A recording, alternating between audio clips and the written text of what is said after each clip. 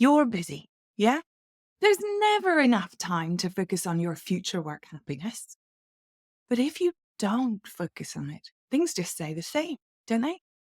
In these short episodes, I want to give you some tiny ideas, some mini experiments to try out this week to either dial down a pain point for you at work or dial up your potential for joy at work. Let's dive in. The Oxford Dictionary defines appreciation as recognition and enjoyment of the good qualities of someone or something. Appreciation at work has a huge influence on our potential for joy. Appreciation matters because it satisfies one of our most fundamental human needs, belonging. We're hardwired for it, and it's why babies flash that magical 6-week smile. I learned this firsthand as a new parent. Truth be told, I'm not very good at the tiny baby stuff. 6 weeks after my first daughter was born, with my body in tatters, winter gloom looming, and no idea how to make this supposed bundle of joy sleep, I was struggling. My husband had been back at work for a month, my parents lived in a different country, and almost everyone I knew was busy at work. Then, one miraculous day, my daughter smiled, a toothless, gummy grin.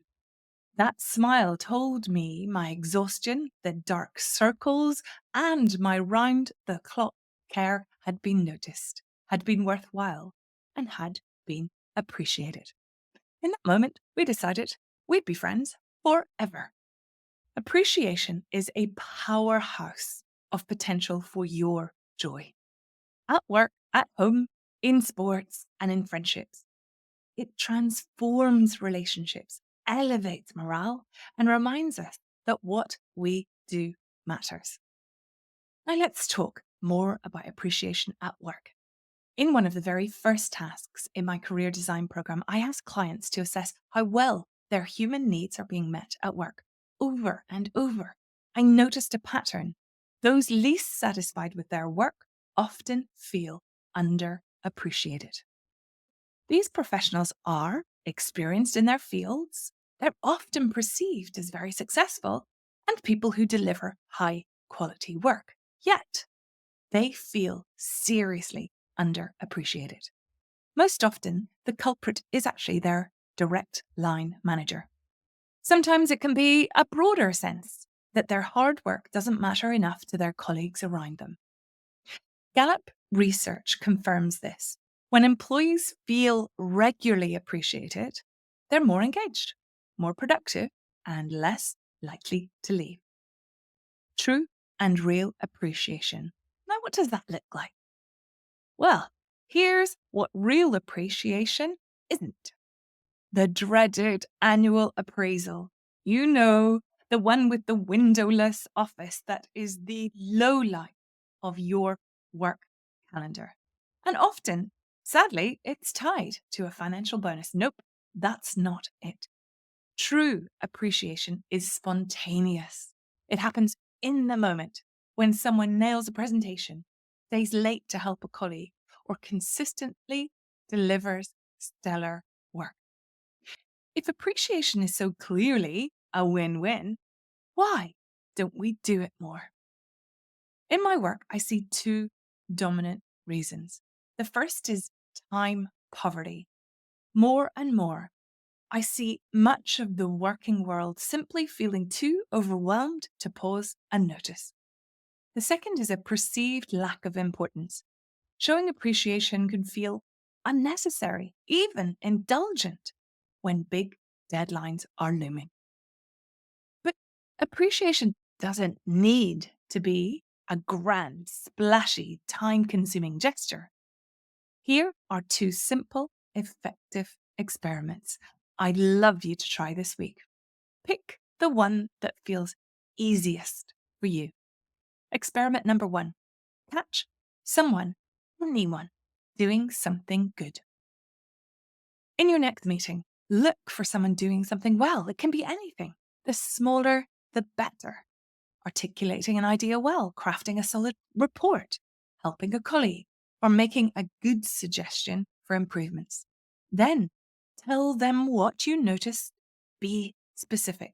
Mention what it was that prompted you to notice. Was it their creativity, their attention to detail, their kindness, or their speed? Before you share, consider how they'd prefer to hear it. For many, a short personal message or quiet acknowledgement works better than a public shout out. But for others, specific appreciation in front of colleagues can be a highlight of their working day, week, month, or even year. And whatever you do, be genuine. People can smell insincerity from a mile off. If you become the kind of human who is known for catching other humans doing something well, you won't believe the positive impact it has on your joy at work today. And you might also be surprised by the positive impact it has on your long-term employability. But that's a topic for another episode. Experiment number 2. Become a smilier morning person. Yes, really. Start your day by sharing a smile with colleagues, even if it's just a slight upturn of your lip. Maybe even smile and greet your teammate each by name if you're feeling like it. If you're not a natural smiler at work, and I've known quite a few of those, start small. For those blessed with megawatt grins, go on, use them. Feel free to show off those gorgeous gums. This one works at home too. I once realized I'd become all business when my husband walked in the door in the evening, so I decided to spend a few days greeting him like the love of my life, which he is. I never told him, but I think we both enjoyed that experiment. He listens in sometimes to this podcast, so I suppose I better revive that experiment. So that's it. Appreciation is one of the simplest, most cost-effective ways to improve workplace dynamics, as far as joy is concerned. When done genuinely and often, it's a win-win investment of a few seconds.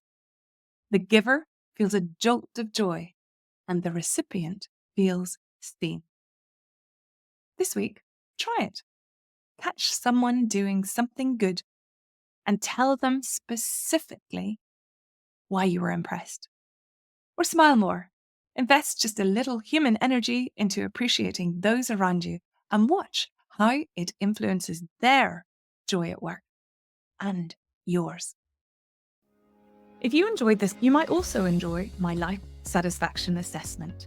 It's a 30-minute program where I guide you through a deep dive into 10 areas of your life to assess what's bringing you joy and what's bringing you down.